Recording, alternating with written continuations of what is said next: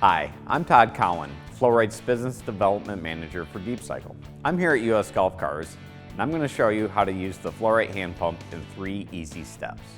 Before watering, make sure your batteries are warm with a full charge. Now you're ready to begin. First, to begin watering, place the suction hose into a container of water and prime the bulb. Next, snap the quick couplers together and squeeze the bulb firmly. When the bulb becomes hard, the cells are full. And finally, you want to immediately disconnect and replace the dust cap and store the hand pump in a clean and dry place.